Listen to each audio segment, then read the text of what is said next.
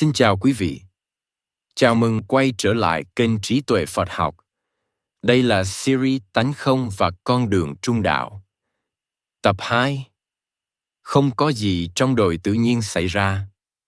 Trong tập trước, Dalai Lama đã làm rõ vì sao Phật Pháp coi logic và tranh biện là nền tảng giáo dục, nhấn mạnh rằng con đường tu tập không bắt đầu từ niềm tin, mà từ khả năng suy xét và phản biện.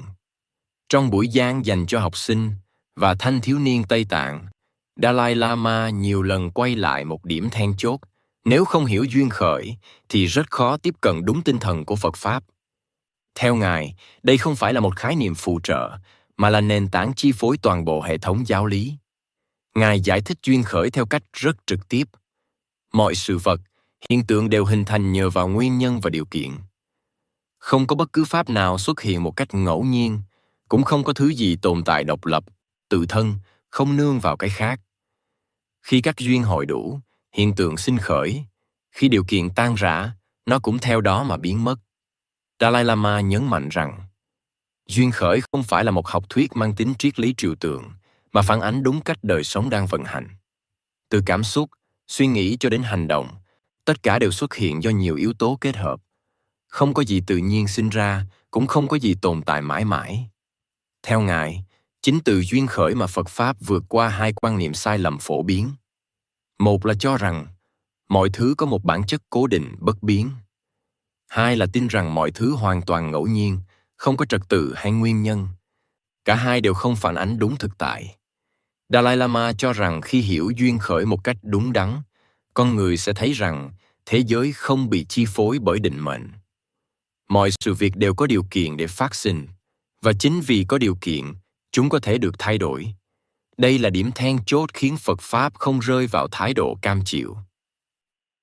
Ngài giải thích rằng nếu khổ đau xuất hiện do nguyên nhân, thì khi nguyên nhân ấy được nhận diện và chuyển hóa, khổ đau cũng có thể chấm dứt. Cũng theo logic đó, nếu vô minh là gốc rễ của luân hồi, thì trí tuệ có khả năng đoạn trừ nó. Tất cả đều vận hành theo nguyên lý nương nhau mà có. Dalai Lama nhấn mạnh rằng hiểu duyên khởi đồng nghĩa với việc hiểu cách Phật Pháp nhìn nhận thế giới. Không có một thực thể độc lập đứng ngoài mối quan hệ nhân duyên. Con người, hoàn cảnh, cảm xúc và kinh nghiệm đều đan xen tương tác liên tục. Ngài cũng lưu ý rằng nhiều người khi nghe đến duyên khởi thường lầm tưởng đây là thuyết định mệnh, cho rằng mọi thứ đã được sắp đặt sẵn. Dalai Lama bác bỏ cách hiểu này. Theo Ngài, nếu mọi thứ đã cố định, thì nỗ lực tu tập sẽ trở nên vô nghĩa. Chính vì các pháp nương duyên mà sinh, nên chúng mới có khả năng chuyển hóa. Từ duyên khởi, Dalai Lama dẫn người nghe tiến gần hơn đến giáo lý sâu xa hơn. Tánh không. Ngài cho rằng hai khái niệm này không thể tách rời. Vì mọi thứ sinh khởi do duyên, nên chúng không thể có tự tánh độc lập. Và chính vì không có tự tánh, nên chúng mới phụ thuộc vào điều kiện. Theo Ngài, nếu chỉ nói về tánh không mà không đặt trên nền tảng duyên khởi, người học rất dễ rơi vào hiểu lầm, cho rằng Phật Pháp phủ nhận thực tại. Ngược lại, khi thấy rõ sự nương nhau mà có của mỗi Pháp, tánh không trở nên dễ tiếp cận và hợp lý. Dalai Lama khẳng định rằng toàn bộ con đường tu tập, từ giới, định cho đến tuệ, đều đặt trên nguyên lý này. Không có duyên khởi sẽ không có nhân quả. Không có nhân quả sẽ không có khả năng giải thoát. Vì vậy, Ngài gọi duyên khởi là trái tim của giáo Pháp. Tập thứ 2 của series này nhằm làm rõ nền móng mà toàn bộ các tập sau sẽ dựa vào. Khi duyên khởi được hiểu đúng, con đường trung đạo không còn là khái niệm xa vời, mà trở thành cách nhìn thực tại một cách tỉnh thức.